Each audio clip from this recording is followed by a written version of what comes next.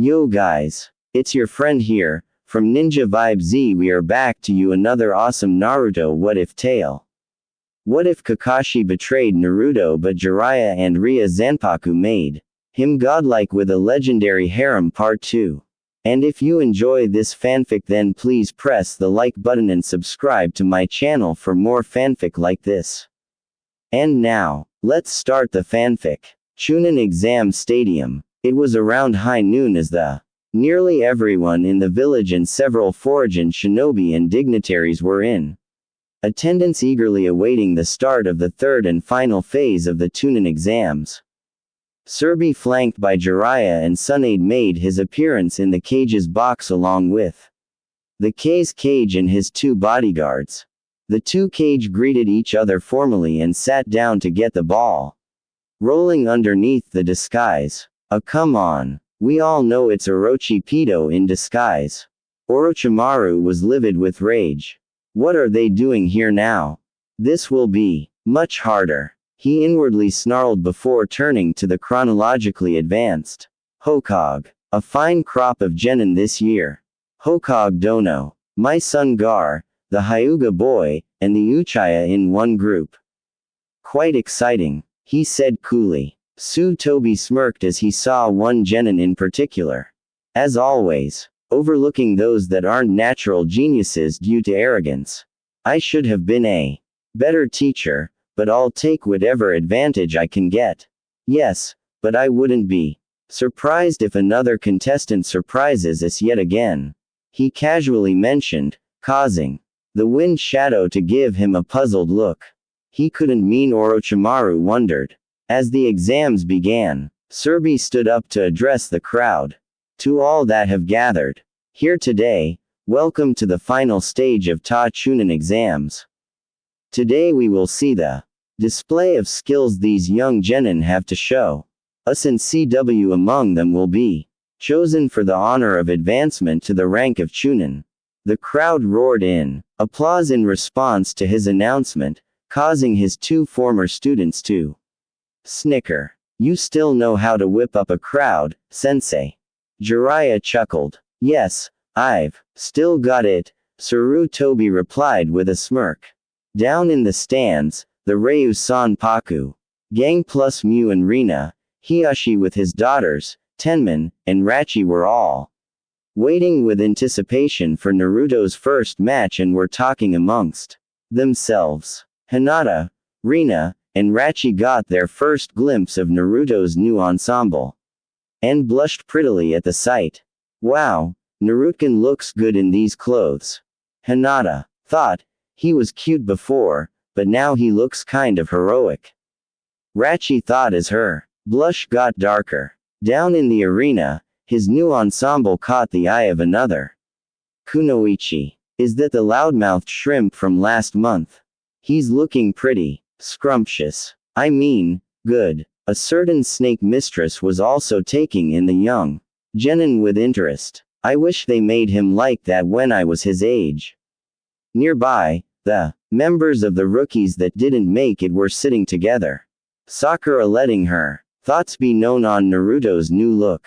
That baka, if he thinks he can look even half as good as Sasuke, he's even more of a loser than I thought. Hell never beat Neji. Never mind Sasuke-kun. The four-headed terror ranted, completely embarrassing Ino, who was sitting next to her. Sakura, that's kind of mean. I mean, he's your teammate. I'd never treat Shikamaru or Choji like that. Ino tried to reason with her to no avail. However, Ena had to admit that Naruto looked far better in this new outfit. Where was he hiding those muscles at? I'm starting to see what Hinata sees now. The blonde girl thought. HMPH. Why stick up for those losers? I mean, it's not like they're sashik _ or even have feelings or anything stupid like that. The pink-haired harpy countered next to Ino. Choji was getting really pissed at Sakura for talking about his friends like that, but Ino put a hand on his shoulder to keep him from caving her face in. He, Shika, and Naruto hung out in the academy all the time. And Nar wasn't really all that bad. Mew was the one to hear her rantings and nearly ended her existence on the spot. But her grandfather held her back, saying that such a person was beneath her if she would so willingly slander and dishonor her comrades. Down in the arena, Nar was looking around for Sasuke, but he was nowhere to be found along with his useless ex-sensei. Shikamaru noticed him looking around. Sasaki is not here. Know where he is? Nar, Shika asked. The last thing he expected was for Nar to scowl and actually leak a hint of ki at the mere mention of his ex-teammate and ex-sensei if he had any say in it. No, I don't. Nar replied curtly. Gen Mashiranui, the replacement examiner, turned to them. Hey, Pop Tall, all of these people are here to see you, so don't disappoint them. He then cleared his throat to announce the first match. First match of the finals. Neji Hyuga vs Naruto Uzumaki. He bellowed. The other fighters leapt into the contestants' box while Nar and Neji remained. Tenten was sitting near the others up in the stands with her sensei as she shook her head. Nar certainly looks stronger than before, but he just can't beat Nei. He's too strong, she said aloud. Really? Why do you think that? Rachi asked, surprising her. Well, Nei was the rookie of the year for our year from a famous and powerful clan. And he's a genius. She replied, oh, is that all? Isn't worth decided on who they are inside. That's what Uncle Guy and my 2-san taught me, that geniuses are never what they're cracked up to be. Besides, Naruto-kun's a tough customer, too. I've got faith in him. Rachi replied with a wide grin. This left Tenten grasping for answers, but drove home one fact that she didn't want to face. She sounded just as bad as those fandrels she despised. Uncle Guy, hello, where's Lee? Asked the blonde girl in pigtails upon spotting her uncle. Oh, Ray-chan, how are you and your father doing? As for Lee-kun, he is still resting in the hospital today, saving up his youthful vigor to heal faster. Guy proclaimed, that's nice. Daddy's sitting over there if you want to talk to him. Rachi told him cheerfully, pointing him out. Tenten watched all of this with a weirded out look on her face. You're related to Guy Sensei and Lee. You don't look anything like them. She exclaimed. Oh, Lee is my cousin. She explained as she left to rejoin the Ryu Zanpaku group. I didn't know you had a nephew and niece, Sensei. Tenten asked. I do. I also helped her fiancé train a little for the finals today. Nei is facing him. Guy told her. Nar, he's her fiancé. Tenten whispered. Tenten remembered the girl from the academy. Rachi was in her class and was just below her in the class rankings for Kunoichi of the year and the only person to have ever beat Nei in a spar. She remembered that he took it pretty badly, constantly challenging her to duels to save face, and that she always rejected him. For some time, Tenten thought that Nei was crushing on her due to how much he hounded her for a fight. But it was just Nei being a sore loser in the end. Hell, the girl didn't even bat an eye at the Uchiha that everyone seemed to fall apart over, as sickening as it was to see. From what she heard, Sasaki was trying to ensnare her into a betrothal contract. But Rachi's family, mainly her father and Rachi herself, vehemently refused. She was the sort of girl that didn't care for titles or status, seemingly drawn towards another person in the Uchiha's class, the dead last. It was finally time for the match to start as Neji and Naruto faced one another. The tension in the air was thick. You could cut it with a knife. Thick as the two glared at each other. Neji had been told by the Elder Council that if he defeated Naruto and Hinata was married off, he would take her place as the heir to the family. That meant that his cursed seal would come off. He'd be damned if he missed out on both trashing a Loser, getting rid of Hinata, and getting rid of his cursed seal all at once. For Nar, the stakes were even higher. He knew that Neji would not stop at only defeat. Ne will kill him if given the chance. Not to mention that Hinata's future was riding on how well he performed this day. No, Ne will have to be defeated. Destroyed if he had to. But, either way, he had to go. Ne decided to call out his victory right off the bat. Fate has already decreed me to be the winner of our match, dead last. If you decide to fight, anyway, I'll just kill you and have Hinata-sama watch as you die. I couldn't care less whose bed she winds up in after this. Neji sneered, making Naruto's blood boil. Thankfully, his lessons with Akiyame and Kensai taught him patience and from Sakari how to channel his anger properly. No, he won't let Ne get him riled up and start playing his game. No, sir. Instead, the blonde sucked in a deep breath and let it out. Using some breathing control exercises taught to him by the masters before he replied, "No, I will not allow anything to happen to Hinata-chan. She is very special to me, and I will not fail her when she needs me the most. So, bring it on." But much. Nar replied calmly at first, but let out a razor-sharp and controlled burst of ki at the end that made Ne flinch. "All right, you two, enough trash talk.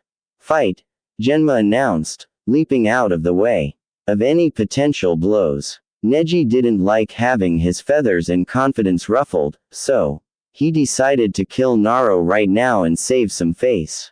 As he charged in, some of Kinai's words came back to him. "Nar-chan, when facing the Jukin, it is best to just avoid the attack completely. Even a glancing blow could prove fatal if there is enough chakra in it and in the right spot." To that end, he was trained to evade encounter and snaring the attacking limbs if possible. Luckily, Shigur's chain mail armor was able to be reinforced by his own chakra. And since his chakra force is unlike anyone else's due to his unique circumstances, that was something he had by the ton. For now. He didn't want to let that nasty little surprise out, now did he? That would ruin the fun of owning this pompous. Sure enough, Neji's palm thrust was aimed right at his heart. Nar slipped in low, allowing the blow to pass over him as he grabbed the arm and wrenched it as hard as he could. This resulted in Neji's shoulder being forcefully yanked from its socket and limited his effectiveness greatly. Next, Naruto chambered a roundhouse kick that impacted on Neji's lower ribs, cracking a few of them and bruising the rest. The Hyuga prodigy stumbled back as he tried to regain his bearings. How was it possible for someone that struggled to defeat Ka in the prelims to go toe-to-toe with him thus far? This new Nar was dangerously skilled and knows about the Jukin from the way he countered. He then watched as Naruto slipped in a familiar stance, one that he'd seen Guy use before. "Hey, Dabi, where did you learn that style?" Neji demanded. "It's none of your business," Nar replied. His patience had worn out when Neji threatened to take Hinata from him. This was going down. Ne popped his shoulder back into place to continue fighting through the pain as he began a barrage of super fast thrusts. Too fast for Naruto to catch and counter like before. After a moment of being bombarded, Neji finally scored a direct hit to Naruto's abdomen. Oof. There.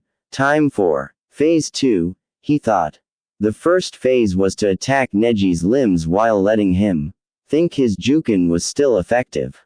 Now, the second phase was complete in total annihilation. Thanks to Shigur's armor, he was nearly immune to the Jukin. From there, Neji used the Heikuroku Giano to put Nar out of business for good. After the rain of blows, Nar lay on his back, seemingly down for the count to the horror of his friends and family. However, The Ryu Zanpaku crowd were calm. They knew what Naruto had in mind. Proctor-san, call the match. That trash is done for. Nay scoffed, but was met with silence. Didn't you hear me? I said, call the he yelled only to get interrupted by the sound of laughing.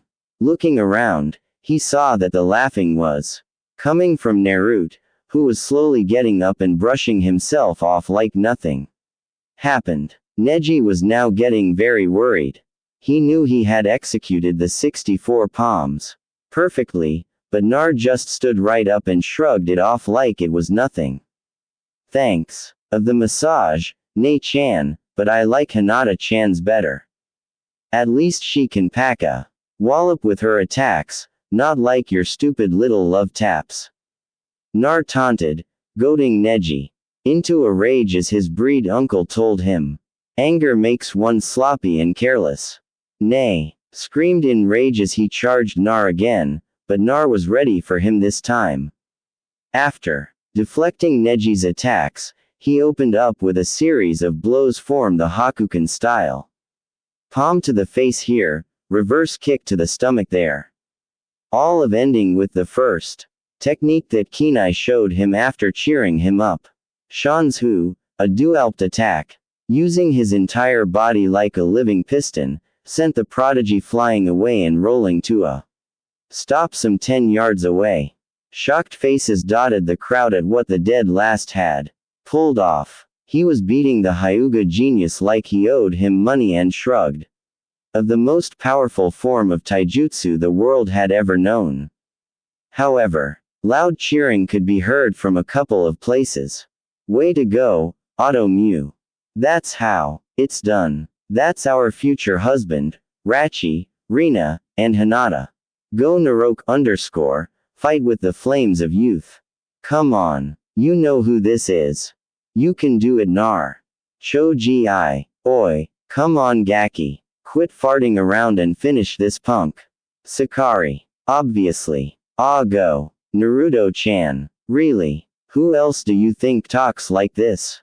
Kenai was obviously proud that Naruto had all but mastered the Shanshanshu to be able to pull it off like he did and so quickly too. Neji stood up and was waiting for Naruto to make his move.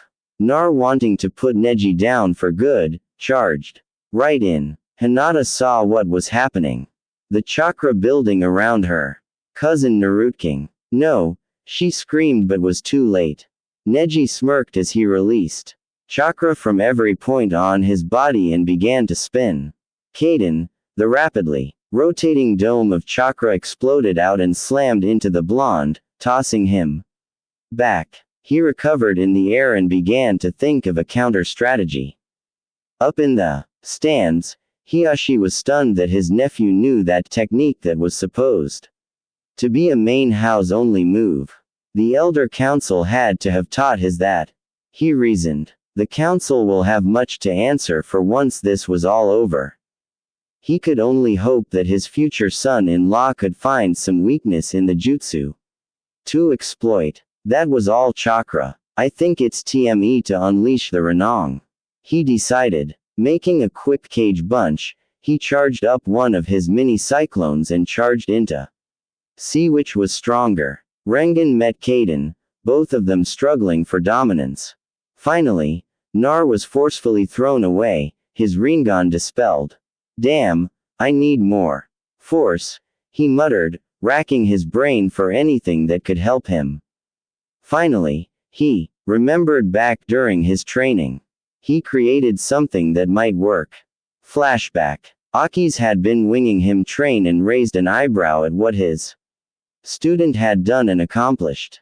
He noticed that he combined the movements for all of the marital arts he'd been taught into one single blow and walked over to the dumbfounded boy. Narkin, do you even realize what you just did? He asked calmly. And no, Aki-sensei. He replied, thinking he'd done something wrong. The mustacho sighed. They were still having a rough time breaking him of feeling that every time they stopped him, he did something to anger them. I want you to try what you Just did again on another target. Nar gulped, but wanted to succeed. Hey, he roared as he repeated the process again, only this time adding more force into the blow. The training post was nearly reduced to sawdust as Naruto pulled back his fist. Looking in awe as Aki smiled. What you just did was combine the basic movements for all of our styles into one blow, exponentially increasing the power of the punch. Now, all martial arts have a rhythm of sorts, but this had no rhythmn at all, making the blow extremely difficult to predict or perceive. I think you just created your signature technique unique to only you. I'm proud of you. The wiry Jiu-Jitsu master applauded him. Flashback end. I never even named it. No rhythm, zero beat. Mubio, he mentally exclaimed as he charged up another Rasengan. Neji noticed and scoffed at his efforts. A wasted effort. Trash. But try if you will. None can break through this. The ultimate defense of the Haug. Yeah, just keep talking, jackass, Nar thought as he got himself ready for another attack run. RRAAH. Nar roared as he barreled down. On Nay. Ha. Worthless. Nay yelled. Kaden. Nar stopped just shy of the shell of rotating chakra and got into his stance. Then combining all that he was taught, thrust the mini cyclone at the Kaden. Mu Byo High Ranson. With multiple times the force from before. The Ryangon broke through the Kaden with force to spare, hitting its intended target and sending him flying end over end, finally impacting the arena floor and leaving Neji near unconscious in a smoking crater. How it was your destiny to die at my hand. Howdy. Did a failure like you beat me? Nay asked, his breathing ragged. If fate decided everything, I wouldn't even be alive right now. Quit being such a damn baby and take some responsibility for your life instead of letting everyone boss you around. Nar replied harshly, why, you don't know what it's like to carry a seal that controls your life against your will. Neji shouted angrily. I do know, you son of a underscore. More than you could ever imagine. Nar trailed off, clutching his stomach where the Cyobe's seal resided. Genma smirked. He's a hell of a kid. The fourth sure picked the right kid for the job. He whispered with a grin as he raised Naruto's arm. Winner. Nar Uzumaki. The entire crowd was a ruck. The dead last had defeated the genius completely, totally, utterly. He also broke through the most powerful defensive technique they knew of, to do it with a move that was thought to be lost with their beloved Yandami. Aki's was smiling down on his student. He was the one who helped Nar deelope the move he just used and thought on the name Mubioshi. Zero rhythm. Huh, it fits. Naroke underscore, it definitely fits. The Hyuga Council was livid with the fact that with all that they did to tip the scales in their favor, Naruto still won. They just couldn't believe it. Now, their plans to get Hinata out of the way were ruined, and Hai's political power within the clan was secured along with his choice of heir. Hai, on the other hand, was extremely proud of Naro for coming through for his daughter, fighting with all of his heart for her sake. His belief that Naro would be a good husband for his daughter was reinforced. He stood up and left to go talk to his misguided nephew to tell him the truth. Hinata was crying happily, their future together now assured. The other two girls were glad that Hinata wouldn't be taken from them. Elsewhere in the stands, too, Chunin were also impressed with the young blonde and the skills he showed in beating a Hyuga at their own game. Hey, the squirt's not half bad. Tada, a short, petite, red-headed young woman of at least 18 commented. Yeah, the Bozu was really something out there. He has the right attitude in that he's not an arrogant jerk. I might want to work with him if he makes Chunin. What do you think, Chibi-chan? Kasar Nanjo's much taller companion, Takada Iki called out, "Don't call me Chibi-chan, you jerk." "But yeah, he might be fun to work with," she admonished. But also agreed. Ino and Choji couldn't believe what they just saw. This new Naruto was certainly a sight to behold. He carried himself differently with more confidence and a determined gait. Although Ino caught that bit about an unwanted seal. Maybe that's what my dad was trying to tell me back when he asked me to be Naruto's friend. But what kind of seal could be so awful as to have the whole village hate him over it? "What happened to you, Nar?" Sakura in her seat just huffed in annoyance. "I don't see what's so special. Sasaki could have done it too. He would have been better than that baka," she said, making everyone around her roll their eyes in annoyance. Tenten had to scrape her jaw off of the ground. "In no way, nay lost," she stammered out. "See what I meant about geniuses?" Rachi chirped with a wink, as she made her way over to the contestants' box to see him.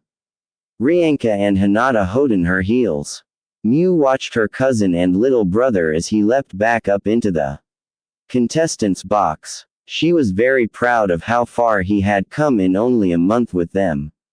When he first came to them, his form was a real mess. His psyche was nearly damaged beyond repair, and his control was shot. Yet, he could still put up quite a fight. Now, she wasn't too sure that if he was going all out that she could match him before long. She knew about the demon within him, and the distinct advantages it gave him, such as his superhuman stamina and endurance and his superhealing. A good night's rest would fix nearly anything, no matter what the masters did to him. And he bounced right back a little stronger than before. And Jiraiya watched their godchild with pride. They were angry with both the village and themselves. The village for keeping them away from him. Sununade at herself for not bothering to check for herself and Jiraiya for not being able to do more. But that was the past. Now they have their godson and they would be damned if they didn't make up for lost time. Was willing to adopt Nar to take him in as she intended to the night he was both born and orphaned, but she would have to run it by Hayato first. He established legal guardianship over Naruto a month ago. While the proctors cleaned up the arena as best they could, Naruto was visited by his future wives in the box in the way of nearly getting mugged. Shino raised an eyebrow. Shikamaru's jaw was on the ground in shock. Conqueror huffed in jealousy and Tamari was feeling a little jealous too. Gar was well just Gar. "Hey Nar, you know these girls?" Shikamaru asked his former classmate, gesturing to Rienka and Rachi. He already knew Hinata. "Yeah," he replied, making introductions to his two buddies in the box. The three girls were asked to leave by a few of the proctors and did so reluctantly. They refused to leave without giving and receiving some affection in the form of kissing him on the cheek for luck in his next match. "Man, I hope you know what you got yourself into, Nar. One woman is troublesome enough." Shika whispered to Nar, who shook his head. "They encouraged me and cheered me on and even love me too. Someone like me who's been alone for almost all of my life. They mean the world to me. They'll never be troublesome to me," he replied with a smile, Shikika matching it. "Well, if anyone could even remotely pull this off, I'd bet on you," the lazy N answered with a lazy grin. Down in the arena, the proctors had finally finished making the field usable as Genma called for the next match. Second match, Uchiha Sasaki vs. Gar. Gar appeared in a swirl of sand down in the arena, awaiting his opponent. Muttering rippled through the crowd, wondering where their precious Uchiha was. Up in the cage's box, Sarutobi and his two loyal students were wondering just that as well. Where the hell is that idiot Hideki? He should have been Here at the opening on the tournament. Sununade growled. I don't know, but the Uchiha's reps won't save them here. Right, sensei, Jiraiya said. Sudi gave them a grim nod. I know the council will throw a fit over this. I will not tolerate this tardiness on such an important day. Sasaki Uchiha is disqualified. The old Hokage agreed with his two students. The case cage looked as if he had been struck physically. Let's not be too hasty now. Hokage Dono. Many of the people here, dignitaries included, have come simply to see my son and the Uchiha fight. No. Rules. Rules. If you arrive late to a battlefield, you may have just gotten your comrades killed. If he is not responsible enough to show up at an appointed time, he does not deserve to be a Chunin. Serbi replied, his tone as cold and firm as it was in his prime. Not wanting to push his luck any further, Orochimaru backed off of the subject. Damn that old man. Now of all times he decided to grow a spine. He fumed as he sat there awaiting another opportunity to enact his plan. Serbi relayed his instructions to one of his Junin who leapt down to Genma, who shook his head. Ladies and gentlemen, since Uchiha Sasaki has failed to show up for his match, he has been disqualified. Winner is Gar by default. As Sarutobi and the proctors expected, this decision was met with a massive outcry from a mass majority of the populace who wanted to see their precious Uchiha in action. The older shinobi in the crowd along with many of the dignitaries understood why Sarutobi made the decision he did and supported it. A shinobi who could not show up on time and unreliable and is a liability, therefore is unworthy of becoming a Chunin. Garu, with a scowl of disappointment, teleported himself back up to the waiting area. What? They can't do that. Sasaki needs to get his promotion. Come on, Ino pig. Let's go tell Hokage-sama off for doing this to poor Sasuke Sakura ranted, trying to drag Ino with her. Let me go. He got disqualified because he couldn't even bother to show up on time like everyone else did. Do this by yourself.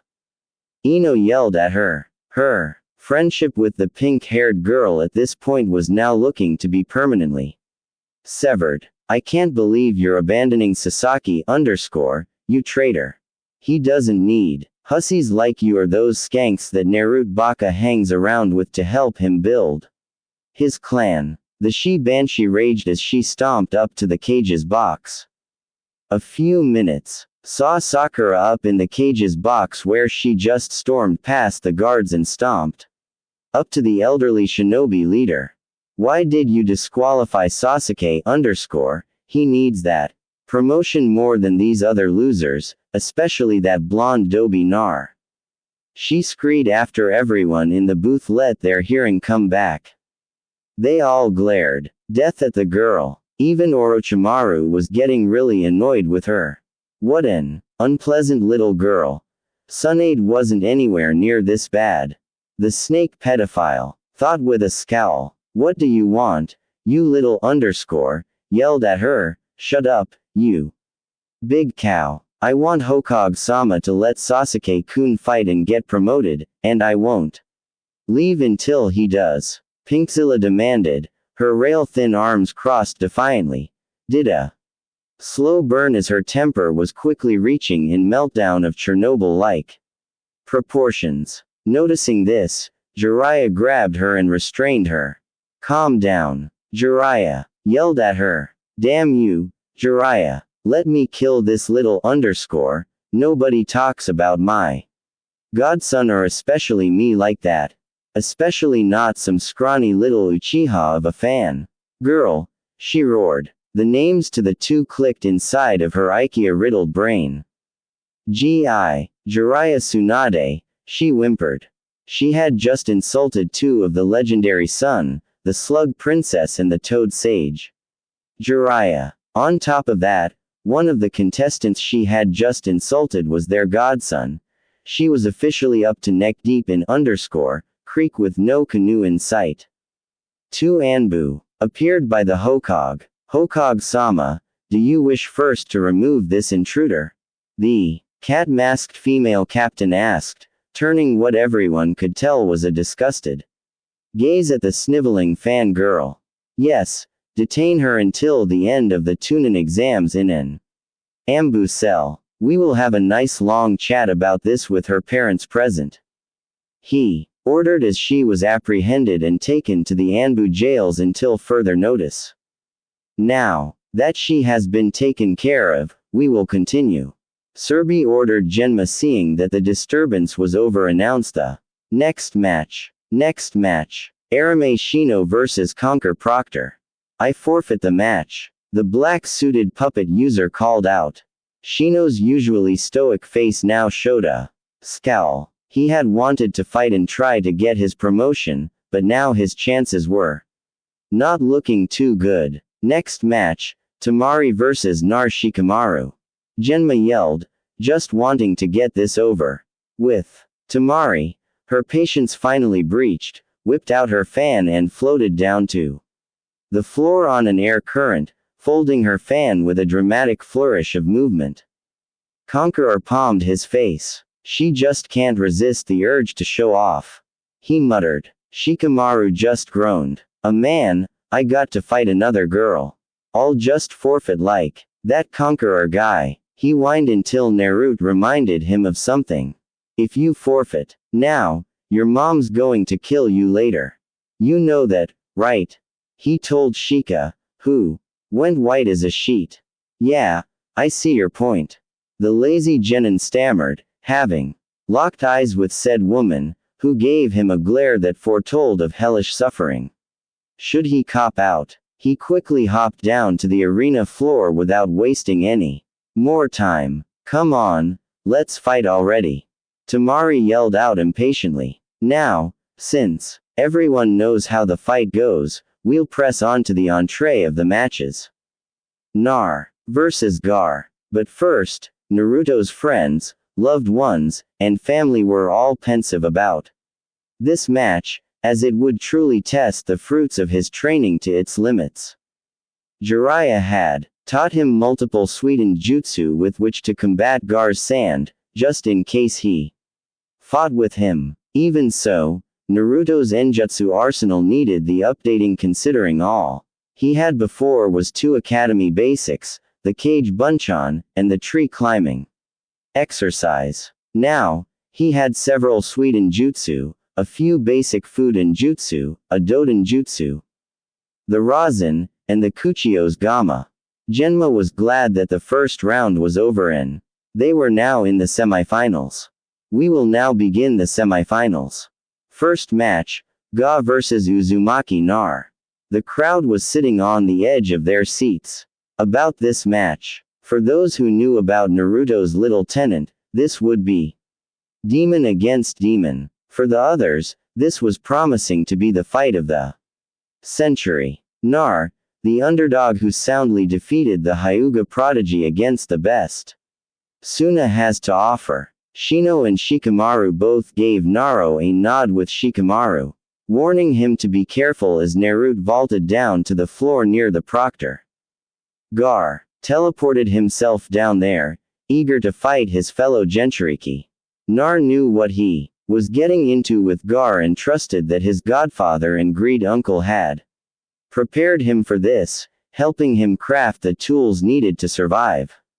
He sighed at the thought of not getting to prove himself against Sasaki and prove Kakashi wrong about him, but he wanted to get a measure of payback for what happened to Lee and possibly rescue a fellow demon container from himself. Beating some sense into someone usually works where words fail, right? Just before Genma could start the match, a plume of smoke erupted in between the two contestants, a swirl of wind and leaves blew away the smoke to reveal Sasaki and Kakashi standing back to back in a dramatic pose. Everyone glared at them, but Kakashi spoke first. Hey everybody, we're not later he asked, pulling out his infamous Ika Ika book. Yes, you are, Kakashi. Get out of the arena, Genma ordered harshly. What about Sasaki? Won't he get to fight? Kakashi asked, pressing for leniency. Uchiha Sasaki has been disqualified, Kakashi. Now leave the arena now. Genma repeated himself. Sasaki was livid. His chance to show off was now ruined and given to someone else. What? Give me the Dabi's spot and let me fight. Sasaki demanded. Both Gar and Nar were not amused by the braggart. Go away, Uchiha. You do not interest me. Gar told him in his dead monotone voice. He's right, TM. You're in the way, Nar added, agreeing with his opponent. Sasake's rage built to its peak as he leapt at Nar, his sharing spinning in his crazed anger. Nar waited until he was right on top of him.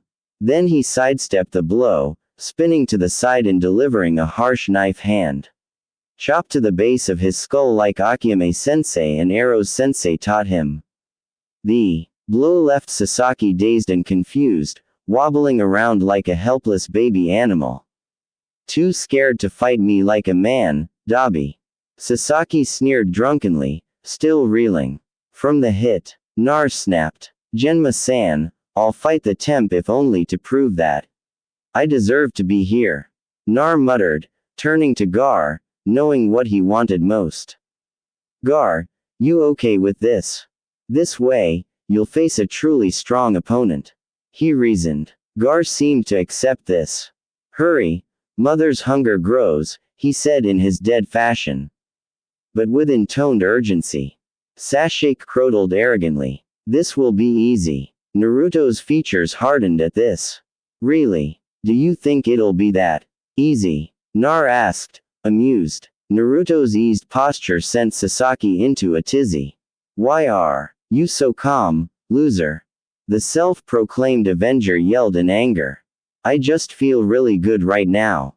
Nar replied, grinning like a fox. Sasaki always hated that smile of his. As he barreled down on the smiling genin, his Sharinganin blazing. Nar had been training for this. He flooded the arena with as much chakra as he could muster, effectively hiding him from the eye of thieves. To Sasaki, it was like staring at the sun. The kind of chakra output Naruto was packing seemed inhuman. Too much for his vaunted eyes to endure, so he had to shut them down. Fine then. It's not like I'll need my sharing to beat down a loser like you. He snarled as he deactivated his eyes, sliding into the Uchiha fighting form. Nar simply looked at his with carefully maintained calm, looking for any telltale signs of movement, something Sakari Sensei taught him to read. Listen up, Gaki. Every opponent has some kind of tic or habit that can give away their movements. Look for it. The mountainous karate master's words echoed in his head. Sure enough, he picked up the tensing of Sasake's leg muscles and prepared for the inevitable frontal assault. Sasaki raced forward and tried to drop Naruto in one blow, using a spinning roundhouse kick to the face. But thanks to his grappling training from Aki's sensei, he grabbed Sasake's attack at the ankle and used Sasuke's momentum against him, sending him flying away. In embarrassment, Sasaki punched the ground from where he knelt down.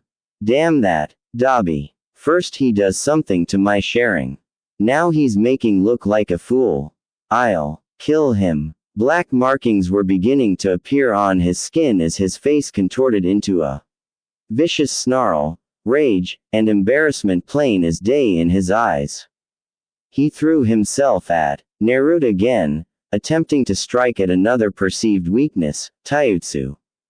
Nar slipped into Apache's mutai, dodging the first blow from Sasaki and countering with a flying knee, which was followed up by a series of jabs, forearms, and elbows to keep Sasaki from getting at breathing room.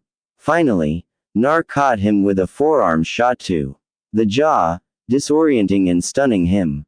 Then a gut shot and a powerful front kick to his ribs that left the supposed prodigy sprawled out.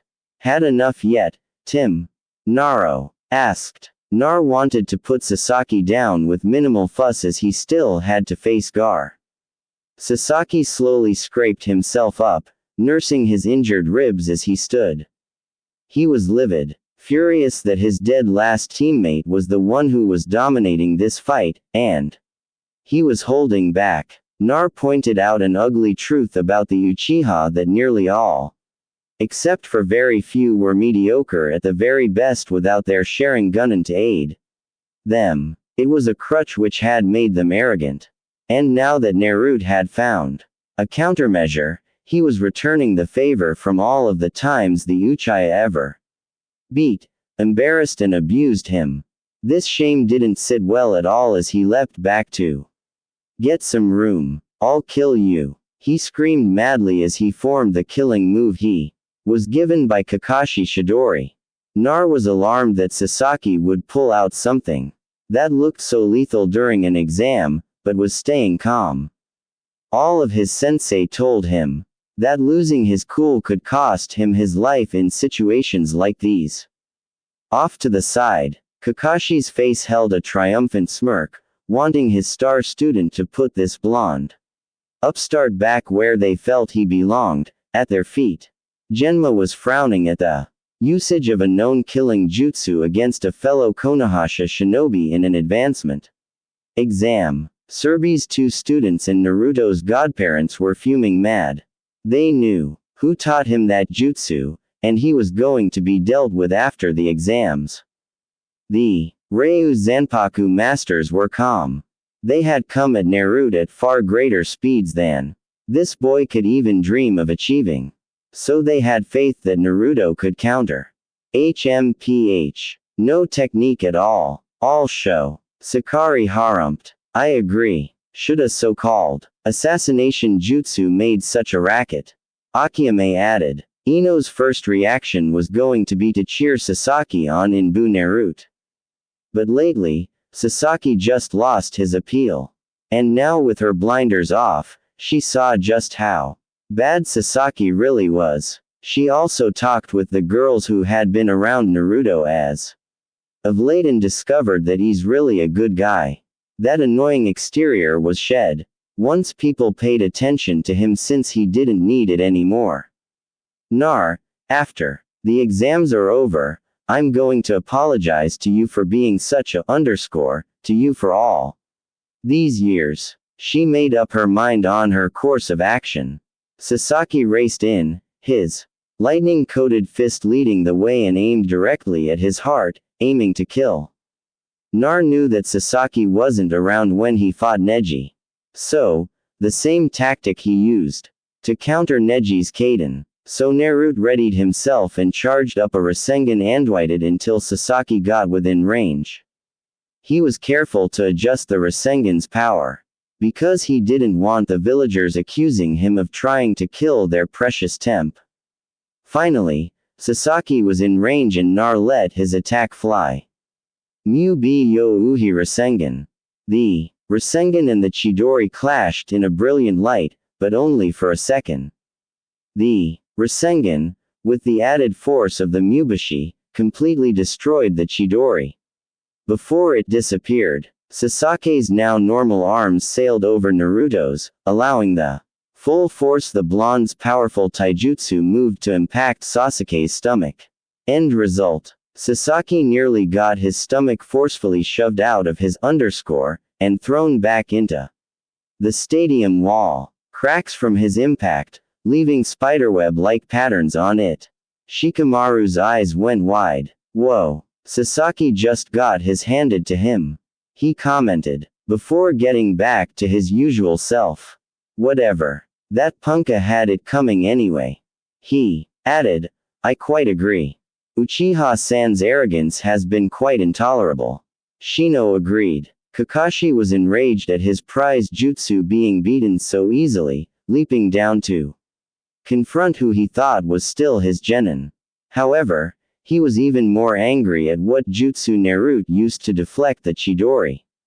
What? How does he know that jutsu and who could have taught it to him? The copy. Nin growled as he leapt down into the arena.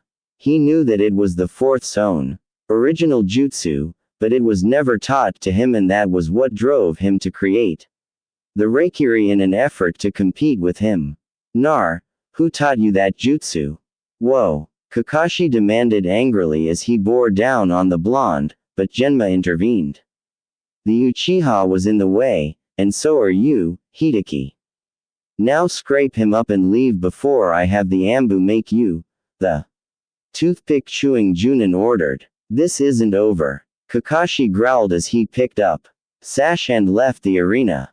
Now before we were rudely interrupted, let's get this started. Genma told the two Genin semifinals first match. GA of Suna vs Uzumaki Nar. Of Konoha fight. Nar and Gar watched each other, having seen each other fight before. Gar had to admit that Nar had gotten much better and faster than he was before and felt that he wasn't out of tricks yet. On the other hand, Nar just had a gut feeling that Gar was just holding back what he could really do, hiding something other than the Shukaku. Remembering back to Lee's match against the bloodthirsty Genin, he knew that his sand had to be AODED at all costs. Nar weaved through hand seals and fired off a Suiden jutsu to start things off. Suiden Tuama. Nar spat out a large ball of high-velocity water at his opponent. Like clockwork, Gar's sand rose to protect him from the projectile. But something was wrong afterwards. His sand was sluggish in returning to him. Gar looked down at his sand and saw that it was soggy and muddy. Glaring at the blonde, who was weaving through more hand seals, he sent out multiple tendrils of sand to impale his enemy. Naruto ducked and weaved his way through the spikes of sand and fired off another jutsu. Suiden, Mizoripa. A torrent of water lightly flooded the arena floor to about ankle deep due to how much chakra Naruto poured into the jutsu.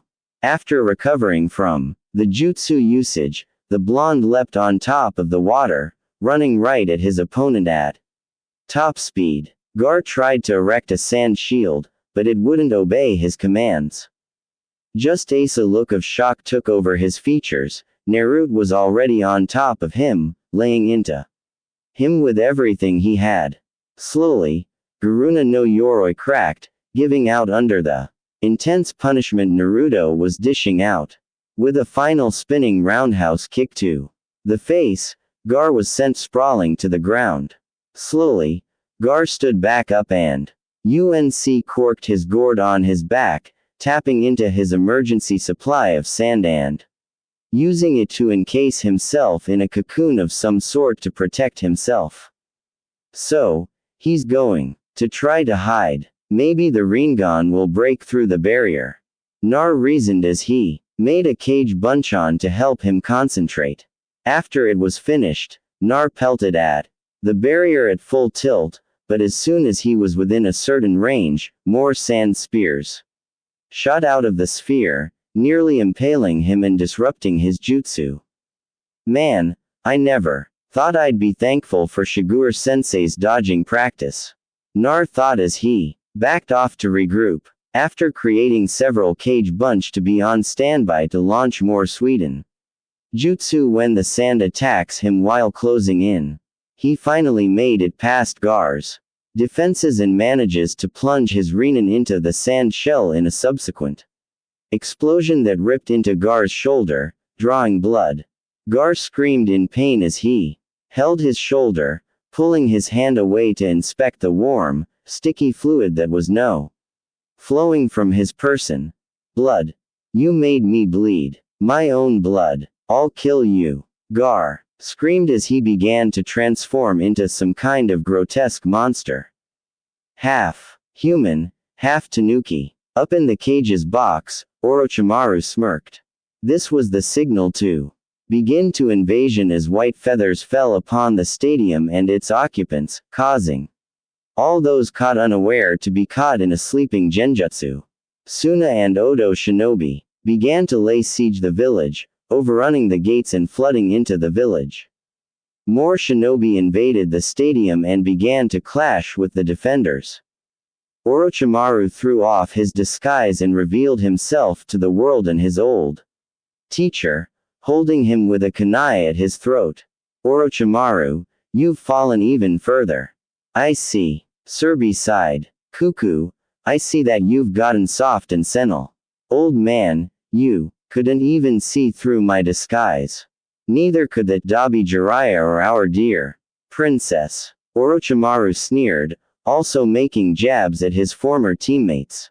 To his surprise, neither one of his ex-teammates made a move against him to save their sensei, his suspicions rising.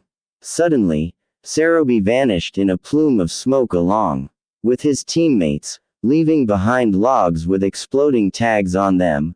They knew. He thought as the tags exploded. He and his personal elite guard managed to get away from the explosions and found the three on the roof. Serbi in his black battle gear and armor, ready to fight. Orochimaru responded by spitting up his Kusanagi sword, getting into a basic kenjutsu stance. You've grown even more arrogant, Orochimaru. That will be your downfall. The old Hokage addressed his former student in one of his biggest regrets. He then bit his finger for some blood, and went through a series of seals, slamming his hands down. Kuchihyose number. Justuenkounma. In a plume of smoke, a large monkey summon appeared, next to Serbi. Here, I told you that we should have killed him when we had the chance. Enma growled, glowering at the snake. Sonning. I know, old friend. Now we will rectify that mistake. Serbi replied in a steeled voice, showing the man he was. In his prime, Henge Kongoi, Enma had been transformed into the adamantine staff, en homage to the legendary Monkey King, Son Goku, from times beyond ancient. A barrier of purple fire erupted around the edges of the roof they were on, killing three Anbu who tried to jump in. Orochimaru gave his former team a sinister grin as he weaved through hand seals. Now sensei, Jariobi, Sununade-chan. There is no escape. Who's being arrogant now? Orochimaru sneered at them. A trio of coffins rising from the roof behind him. As Gar thrashed in pain, Baki, his team's Junin sensei along with his siblings all piled in front of the demented genin. Damn, he's losing control, Bako cursed, turning to the other two. Tamari, conquer, get him out of here. He ordered the two genin. Obeying their orders, grabbing Gar, they leapt over the village walls, bounding off into the forests to make their escape. Nar was about to go after them, but Baki moved to stop him. Just before he could strike, Genma blocked the attack, giving Naro some cover. Give him hell, kid. Genma told him as Naru took off. Shikamaru and Shino both shook off the genjutsu and saw what was happening. Nar had already been through two tough fights, and now he was throwing himself into a larger one. The two of them decided that they couldn't let him do this alone. So, they went after him to cover his back. Up in the stands, Sasaki had recovered and was seething with anger and jealousy, his calling cards. He then tore off after Naruto to settle the score for his humiliation. Dispelling the genjutsu, Kasara and Tada were fighting back-to-back with their signature fighting styles. The Lee and limber Kasara was using her powerful legs in conjunction with a powerful but obscure taijutsu style called Taekwondo, which focused on the lower body and on one's core along with incredible flexibility and acrobatic skill. She roared as she unleashed a powerful, sweeping roundhouse that killed an Odo Nin instantly. Near her was her partner since her Janine days, Tada, utilizing a fighting style that was even more obscure in the ninja world, which came from over the seas from the far west called boxing. This style relied of a powerful core and upper body to deliver truly devastating punches that hit Like a free train packed full of anvils. Or he yelled as he snapped out with a hellishly powerful haymaker that knocked Asuna Nin into the next zip code.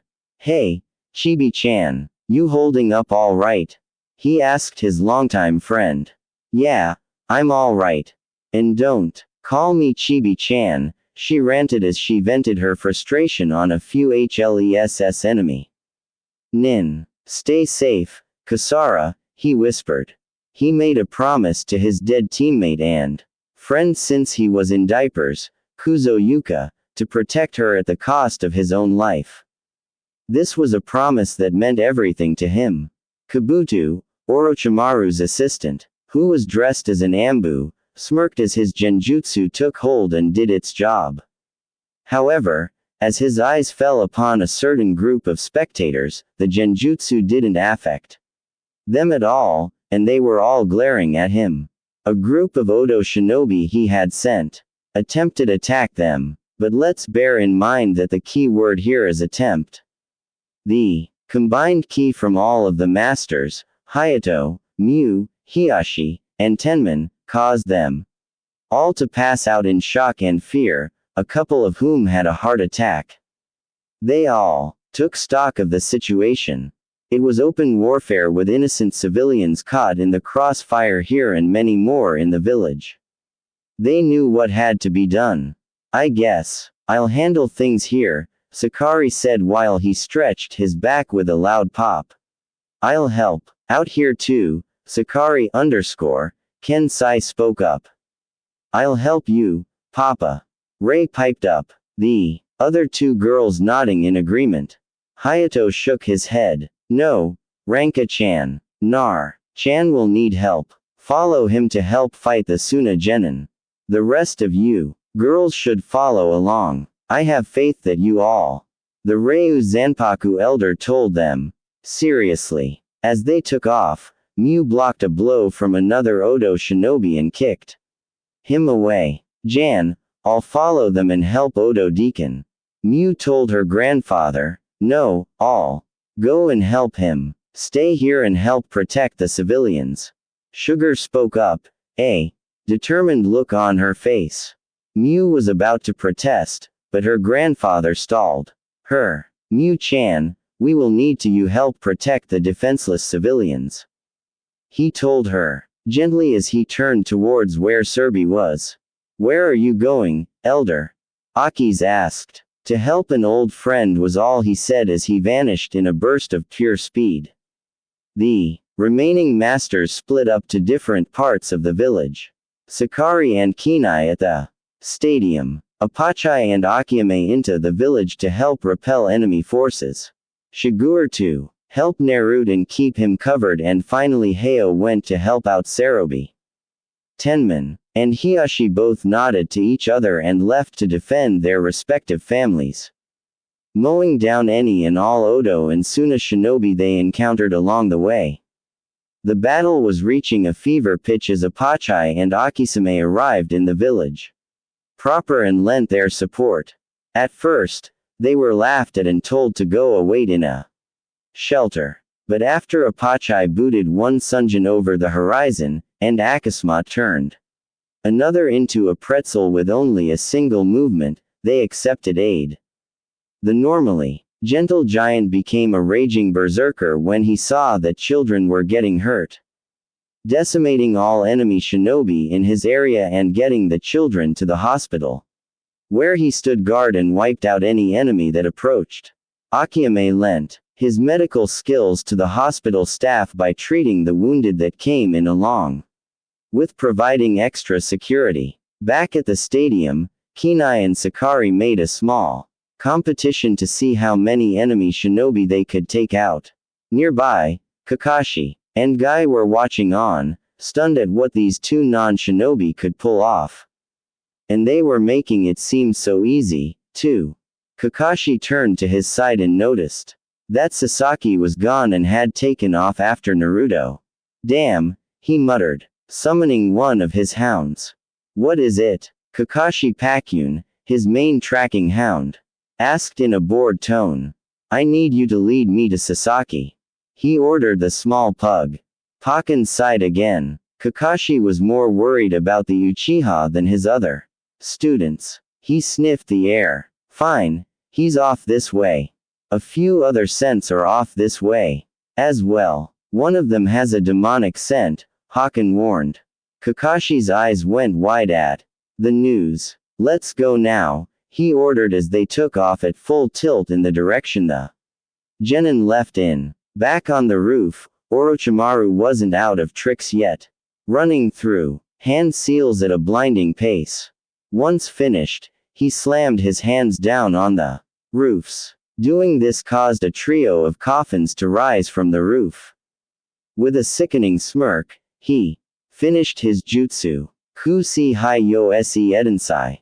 The lids of the coffins slid open to reveal three of the Ville's greatest heroes. The Shawnee and Yandai Hokage stepped from the coffins, their faces divided of emotion. Orochimaru, true to his nature, wanted to savor the looks on the faces of his enemies. Before acting, both Sannin and Serbi gasped in horror at who Orochimaru had dragged from their rightfully earned eternal rest. How dare you disturb the dead, Orochimaru? Have you no shame, no low to which you will not sink? Tobi growled, Suru, you have grown so old. Hashiyama called out to his former student. Hey, he always called me old. How the tables have turned. Tobirama teased. The two brothers noticed. Chan, you've certainly grown up into a beautiful woman. Mito would be so proud. Hashiyama said, smiling sadly, I'll say where was Mitochan hiding those? Tobirama commented on Sununade's more than generous bust only to be conked on the head by his elder brother. Tobi, that's my granddaughter and your greed niece. Hashiyama admonished. Fine, spoiled sport. Tobirama sulked, crossing his arms. Minato opened his eyes and peered around him, his eyes locking onto his old sensei. Arrow's sensei. He called out to the Toad Sage in an almost singing voice while waving. Gaw little brat, even in death, he still calls me that. Jiraiya pouted indignantly, folding his arms across his chest. Orochimaru was growing tired of this little reunion and was about to plant his control seals on the three living corpses when a massive shock made the building. They were standing on tremble as if a great earthquake had struck. Just beyond the barrier, Hato Ferengi had landed and was getting briefed on the situation by the Anbu captain on scene. Orochimaru saw the man and nearly wed himself. No, not him. He is a monster in human form. Orochimaru mentally screamed in terror. He remembered the one time that the invincible Superman dropped in on his team's training when he was a genin and offered to train them for a day while Sr. Toby tended to his wife who was giving birth to their first child. The insane man's training methods made the normally unflappable pale prodigy scream for mercy, an embarrassment that he never lived down. Jiraiya noticed his discomfort and smirked. Hey, Orochi-chan, I thought that snakes were supposed to hiss, not squeal like little piglets. He snickered. Orochimaru's temper flared as he attempted to retort when the entire roof shook again. Hayato slammed his fist down into the corner of the roof where one of Orochimaru's lieutenants was trying to uphold his end to the barrier. Jorobo's concentration was broken when he fell to his death, crushed by the debris of the falling building. The barrier flickered and died out, allowing Hayato access inside. The massive old man noticed his nephew and smiled sadly. Uncle, Minato called out, running up to his relative. How is Nar? Is he well? Minato asked of his sensei and uncle. Minato, now isn't the time. We have to take care of a little problem first. Jiraiya explained. He and Tsunade told the 3x cages of Orochimaru's treachery and it made them very angry. They now turned on their summoner. You should be obeying me. I summoned you. The snake snarled. Damn. I would have had a hard enough time fighting off the old joke and his two loyal dogs. But now that insane lunatic in 3 cages, I cannot hope to win. Orochimaru reasoned as he signaled to his remaining guard, who beat a hasty retreat. As the ambush squads made to take off in pursuit, Serbi halted them, redirecting their efforts into repelling the remaining invaders. The figures of the 3 cages didn't have much longer now that Orochimaru wasn't there to hold the jutsu. Minato was told of his son's life, and he was rightly angered by it, especially with Kakashi for all but abandoning his son. But he was extremely proud of the way his son pulled through. However, he didn't want to cause his son more pain than he already has. Don't tell him about this, Minato pleaded. It would hurt Naruto more to know that he was brought back only to die again. They all agreed to do so for the boy's sake. Minato pulled Jiraiya in close. Sensei, inside the Forbidden Scroll, there is the scroll for the horizon and one of my kunai for it with the seal inscribed into it. I want you to teach it to him when the time is right. I trust you, Sensei, Uncle Hayato. Please take care of my son. Minato asked of them as he and the other 2 cages faded away. In the forest near the borders of the village, the Sand siblings were beating a hasty retreat until they felt Naruto catching up to them, and Conquer stopped suddenly. He stopped to stall their pursuers long enough for her to escape with Gar. Just after she took off again, Nar caught up with the puppet user and a fight ensued. Only a moment later, Rina, Rachi, and Hinata arrived and took over, with Hinata staying behind to fight him. What's a timid little thing like you going to do to stop me? Conqueror taunted. He remembered her from the prelims as a scared and meek little girl. However, the fierce glare on her face was neither meek or timid. She was going to introduce him to a world of hurt and enjoy every minute of it. Striking out before he lost his nerve, Conqueror lashed out with Karasu, his puppet with poison blades. He wasn't totally stupid. He saw the kinds of damage a Hyuga could inflict if let close enough. So, he would just keep her at bay until she either wore out or the poison took her down. Unfortunately, Hinata had an idea. Since the Jukin required the hands to be encased in a thin shroud of chakra anyway, she could cut the chakra strings Conqueror was using to manipulate his puppet and render him defenseless. She remembered how a man from Suna, a puppeteer, was moving little puppets in a small show when she was a small child, and knew that this was how Conqueror was doing it. 2. Acting quickly, she dodged and let Karasu sail over her. And in one clean swipe, she severed Tei's string, controlling Karasu, and the puppet fell silent. Not wasting any words, she leapt in as fast as her still recovering body would allow and disabled Conqueror, tying him up and leaving him in a safe place for retrieval later as she took off to rejoin the boy she loved. With Temari, she felt Gar's demon beginning to awaken. So, she separated herself from him. It was then that Nar caught up with her. But this time, before she could fight, Rienka intervened. She told Nar and Rachi to keep going and take down Gar before something bad happened. Temari gauged the girl before her carefully.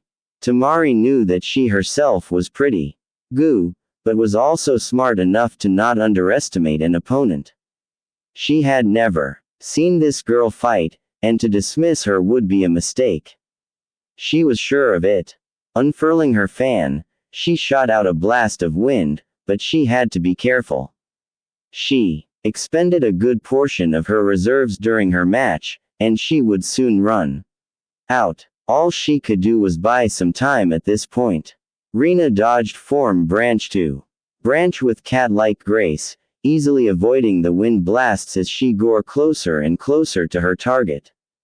Finally within striking range, Temari tried to swing at the dark-haired girl with her fan, hoping for a lucky hit, but she couldn't have missed by a bigger margin. Rina was already behind her and placed both palms to her back. Time to say goodnight, Rina whispered. Tampa. The twin-palmed blow launched. The ponytailed Tsunanoichi at least a dozen yards through the air until she hit the forest floor. As Rienka scooped her up and placed her in a place where she could be retrieved later, she realized that she didn't have any gear or supplies on her. She decided that after a blow like that, she wasn't going anywhere for a while. Her job taken care of, she sped off in the direction Nar and Rachi chased that demented red-headed boy. Behind them, Sasaki had found Hinata and Ranka fighting their opponents, but offered no aid to them. He simply waited for them to lead him to where Nar and Gar was, intent on proving who was the strongest and see what he could copy from either one of them before one of them died. Like a vulture circling overhead, Shigure, being much faster and stronger than the genin, had caught up rather quickly, but was waylaid by a squad of Odo and Suna-nin that were combing the forests for easy kills. The first Odo nin spoke out, leering at her choice of clothing. Hey guys, why don't we forget this stupid fighting and have ourselves a little victory party right here? He leered at Sugar, her rather eye-catching ensemble consisting of black thigh-highs and a very short kimono. However, they failed to see that she was armed, or even who she was. Get out of my way, she warned them, drawing her blade. The shinobi all laughed as they continued what they were doing, all but ensuring their visit by the Angel of Death. The first shinobi that spoke out got his hand locked off in an eye blink as he grabbed at her. Aya! He screamed as he clutched the cleanly sliced stump of what used to be his left hand. You bitch! One of the Suna shinobi cried as they all leapt in to take her down. The fight began and ended in less than a couple of seconds. In the span of an eye link, 3 of their number were cut down by the blade that was forged especially for her by her adoptive father, the Oabentu or Red Feather, for how it could slice the very air. The rest came in quick succession until they all lay dead at her feet. She had no time to reflect, though. I have to find Narokan, she thought as she leapt off to find him and the girls again. Back with Naruto and Rachi, they had finally caught up to Gar, whose transformation was nearly completed. He now looked like a miniature Shukaku, groat squally, deformed and grinning like a psychopath. Blood! I want blood! The tanuki screeched as it launched a small barrage of sand projectiles at them. Naruto saw the sand bullets first and took the first shot meant for Rachi right in the chest. Oh, Kami, Nar, she screamed as she pulled him behind a tree to check the wound. To her surprise, there was only a hole where the bullet penetrated his top, but the chain-mail vest Sugar gave him saved his life. I'm fine, Rachi-chan, he assured her as they continued to dodge the hailstorm of sand shrapnel as it shredded the trees hiding them. Gar was getting tired of them hiding from him until he saw Rienka and Hinata pelting at him. He then gave a sickening smirk as he thought of a way to draw them out. While the two were in mid-leap, he launched a pair of sand claws at them, pinning them to the trees and knocking the wind from them. No! Rachi yelled as she tore off to help her 2 friends get free, leaving herself vulnerable in the process. Foolish, Shukaku Gar cackled as he fired off another S and claw, this time pinning Rachi to a tree next to her fellow brides. Nar looked on in horror. The 3 girls who had captured his heart and earned his affections were just a breath away from death. Slowly that fear turned into rage. A burning rage that threatened to consume him. Yusuzumaki, face me. Show me that you are worth killing. Or these wenches die before I kill you. The now demonic Gar roared as his sand claws wrenched tighter around the girls, making them cry out in pain. Nar snapped. Ever since the fight with Haku, he hadn't been so angry. He came out to face down the insane Jinchuriki. Let's do this. I'll make you pay for this. Nar snarled, prepping himself to attack. What makes these three so valuable to you that you would risk yourself for them? He taunted. Because I love them, you sick bastard. They showed me what love really is. And I'll kill you to protect them if I have to. Nar roared back, weaving through hand seals as fast as he could. Sweden, swearin'. A water dragon roared to life and slammed into the sand demon with crushing force, throwing him back some 20 feet into a rather thick tree where his sand caught him. Unfortunately, Go was only spurred on even more. Yes, entertain me more, Utsuaki. He roared as began to grow in size at an alarming rate. Soon he towered above the forest canopy. Now Gar truly had become the demon he contained. As the giant sand tanuki loomed above the forest, Nar cursed. Damn, I don't know if I have the chakra to do this, but I have to try. He yelled as he bit his thumb for the blood he needs to summon, smearing it on his summoning hand and flipping through the hand seals, ending with slamming his hand down. Come on, boss. I need you, Nar thought frantically. Kuchihyose. No jutsu. A towering explosion of smoke erupted from where Nar once stood, now replaced by a massive toad that equals Shukaku in size. Oi brat, where the hell am I? Gamabunta yelled, looking for either of his clan summoners. Yo, boss, up here, Naruto yelled from on top of his head, explaining the situation to the chief of the toads.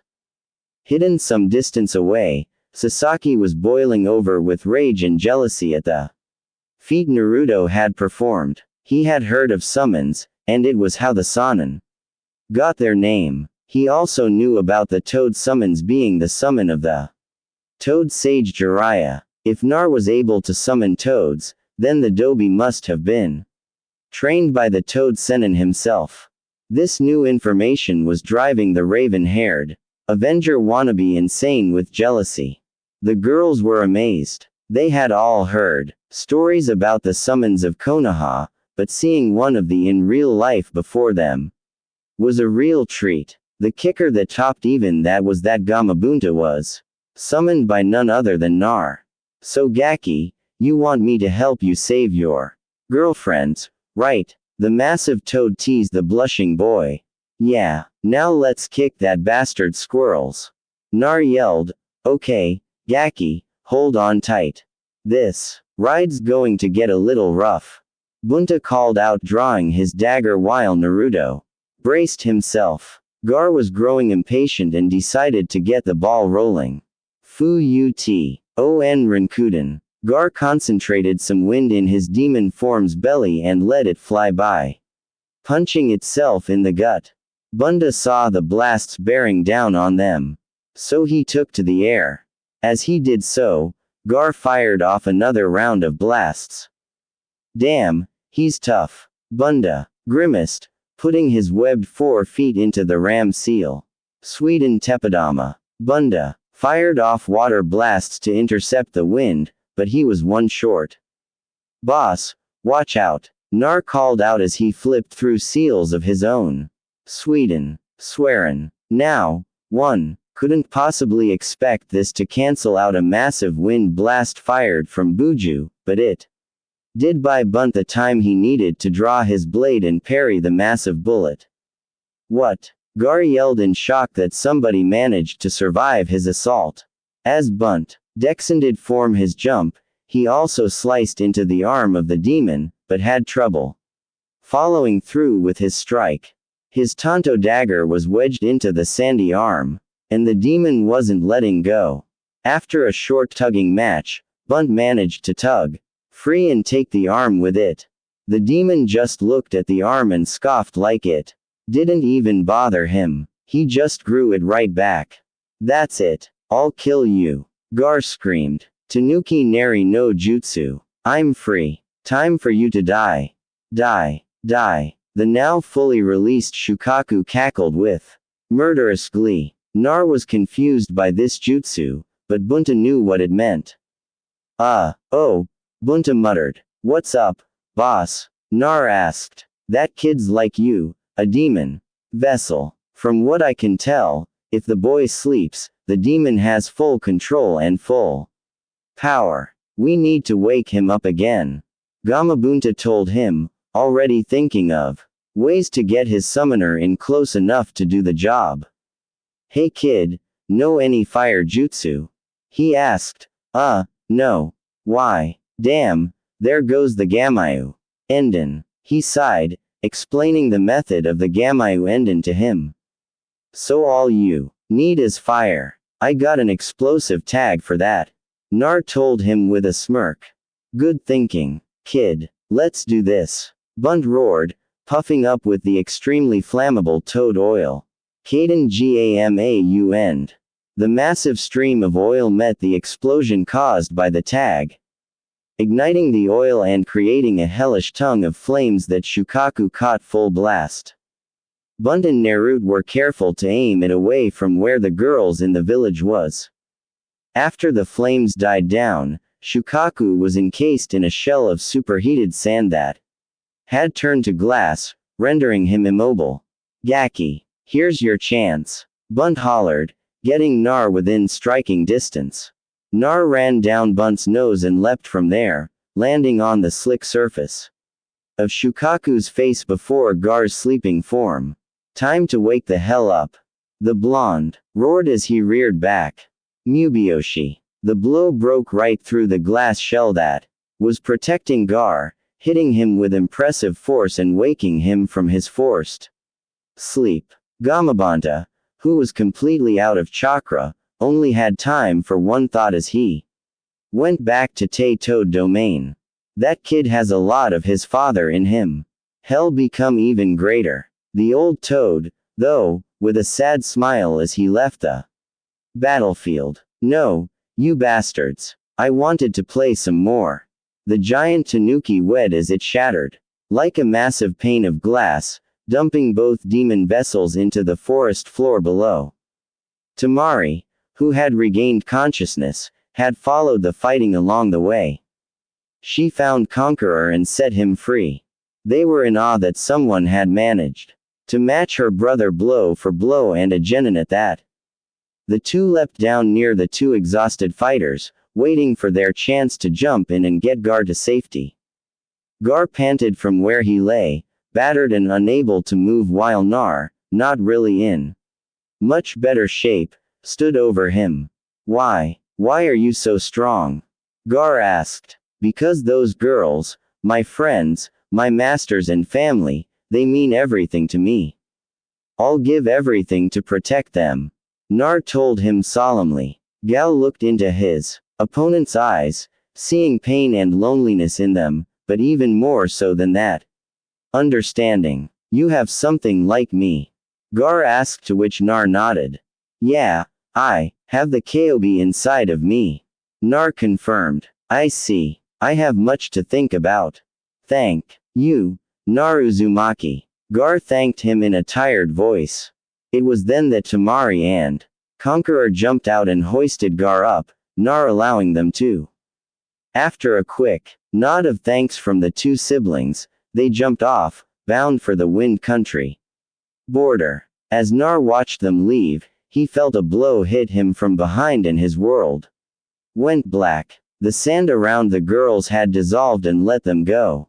When Shukaku's power was broken, they immediately rushed to Naruto's side, but they were beaten there by Sasaki, who was smirking nastily while standing over Nar, lightning crackling in his hand as he prepared to strike. The three girls were enraged at what the last Uchiha had the nerve to do. Rachi kicking him away into a tree, knocking him unconscious, while Hinata and Ryanka started to tend to Naruto's wounds. Unfortunately, the wrong person saw them fight off Sasaki Kakashi. He rushed into the middle of the fight and took Sasuke's side. I hope you girls know that attacking a fellow leaf shinobi during a time of war is treason. He told them dangerously. He attacked Naruto first. He was going to kill him. Hinata yelled angrily. I saw nothing of the sort. Now come along before I use force. He ordered them. He didn't even make it 2 steps toward them as another blur intercepted him. It was a woman with long dark hair in a ponytail, a dangerously short kimono, and thigh-highs. Kakashi knew who she was instantly from his Ambu days. Kasuga Shigure, he said, his eyes narrowed. Hideki, I saw what happened here. The Uchiha attacked Uzumaki while he was weakened from his fight with Suna's weapon. She told him in her usual fashion, a stony look on her face. She never liked Kakashi as she found him to be rather arrogant due to his implanted sharing an eye. He once challenged her for leadership of the Anbu team. She led, but he was soundly beaten and she did it without even breaking a sweat. He had been especially wary of her ever since. However, he had grown cocky again. From being praised as Sasuke's sensei. I don't think I believe you. In fact, I think it was Sasaki that defeated Garnar just getting in the way. It really doesn't matter what happened. Once I tell the council my story, yours will just be a lie. He sneered, picking up his prized dukia and leaping away. Shigure didn't like where this was heading. She turned to Nar and picked him up. You girls follow me and stay close, she ordered. The woman was extremely formidable and following her orders seemed to be the logical thing to do. So, they followed without question. Back in the village, Sound and Sand were in full retreat and leaving the village in droves, nearly toppling over each other to do it. Monsters, beasts, they're beasts. Run. What are they? Demons. Apachai was indignant at being referred to as something evil. Apachai is not evil. The massive Muay Thai master fumed as his opponents ran off in abject horror. Well, Apache, it seems that they were all talk. Aki's commented idly as he turned back to working on another injured shinobi. Kinai, Sakari, and Mew were with the other sensei back at the stadium, watching as the Sand Sound Coalition broke down and fled from the stadium. Sakari just shook his head in disgust. Bah, they were hardly even worth fighting. What a bunch of lightweights. The Gaki put up twice the fight these wimps did in our spars. He commented with disappointment. I agree. These youths were quite lacking in terms of skill. They strike me to be cannon fodder, mere amateurs meant to divert our attention. Kenai added, I quite agree with you, Mayfew. These shinobi that we fought were little better than genin in terms of skill and ability. I share your notion that they were merely a diversion. Guy agreed respectfully. Mew, however, was worried more about her newly found family member and his fiancés, how they handled the Suna genin. She did not want to say goodbye to them so soon. Not if she had anything to do with it. She may not be a shinobi, but she was a powerful as an A- rank shinobi at her best. It would take a lot to stand in her way. On the roof of Kikyo Tower, Sarutobi, Hayato, and the 2 Sonin were getting their wits about them and assessing what needed to be done and to go look for Nar. I need to go and look for him, Jiraiya. I'm worried, told her teammate. I understand. He just let me go with you. I'm his godfather after all. Jiraiya agreed as two of them leapt off, leaving their sensei and Hayato to talk seriously about what Minato had requested of them. Will you honor what Minato asked of us, Saru? Hayato asked his old friend. Yes, I will. Telling Nar that his father came back to life only to die again moments later is just too cruel. I cannot bring myself to tell him.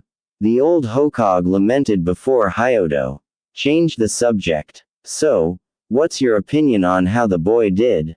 He fought 3 battles back to back, winning 2 of them and Kami winning the third. Hayato requested. The boy has shown miraculous growth under the care of the masters and yourself. You undid all of the damage Kakashi and the rest had done to him minus Iruka. Iruka tried everything humanly possible to help the boy, but there was only so much he could do. I have every confidence that he has earned a promotion. The council cannot refute what everyone in the village and all of these important diplomats have seen. Serbi reasoned. Hayato nodded and changed the subject. Now maybe we should go into the village and make sure things are all right. I shall go and look for my associates while you tend to things. With that, the 2 mighty geysers parted, one in a flurry of leaves and the other in a burst of pure speed. Near the Konoha border, Rachi, Rina, and Hinata were having a rough time trying to keep up the brutal pace that Sugar was setting. The fact that amazed them even more was that she was carrying Naruto with her without even slowing the slightest bit. They did, however, know why they had to rush back to the village. They had to beat Kakashi back to the village and stop him from giving the Uchiha all of the credit for defeating Gar as well as pinning them with false assault charges. Kami only knows what he'll get the council to do if they get there first. Before they knew it, they had fallen far behind the seasoned Kunoichi, whose pace could be likened to a ball out of hell. They thought that they would get attacked any moment now, but all of the enemy shinobi they had seen were all fleeing as if the devil himself were nipping at their heels. They didn't bother wondering what was going on. As long as they weren't bothering them, this was a good thing in their opinion, they thought collectively as they cranked up the speed. Jiraiya and Tsunade flickered into the forest just to run into Kakashi, who was carrying his Uchiha pain in his arms. Kakashi, what the hell are you doing here? You were supposed to be helping out at the stadium, demanded of him. Her honey-cold eyes narrowed with suspicion. Nar. And the girls had taken off in that direction after the Sun Genin and Gar. I just went to retrieve Sasaki. He fought and defeated the Sun Genin and Gar by himself. He lied to them enthusiastically. Kakashi was a pretty good liar but not good enough to fool 2 of the 3 Sannin, especially Jiraiya, the greatest spy master Konoha had ever produced. He could spot a liar while in a drunken stupor without any difficulty. Oh, really? Jiraiya questioned, his voice laden with skepticism and suspicion. He already knew Kakashi was lying.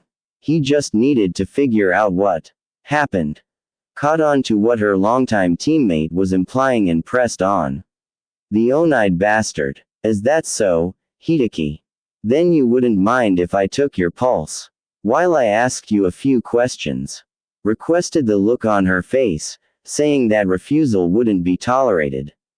Fortunately, Kakashi had no idea that she was in fact Naruto's godmother and Kami willing, his legal guardian and mother. Kakashi was arrogant enough to believe that he would fools and agreed, thinking that they would back up his claims should they buy it. So what were you and the Uchiha brat doing here? Hideki, where are Naruto, Maki and the 3 genin we sent in to stop the Sun Genin? She asked. Oh, they fled back to the village and Sasaki here valiantly defeated Gar and his teammates. When he was getting ready to head back to the village, though Nar and his 3 accomplices attacked Sasuke, but I barely managed to rescue him from their jealous attack. Kakashi told them, grinning smugly under his mask. He thought that his training as an Ambu would be able to fools.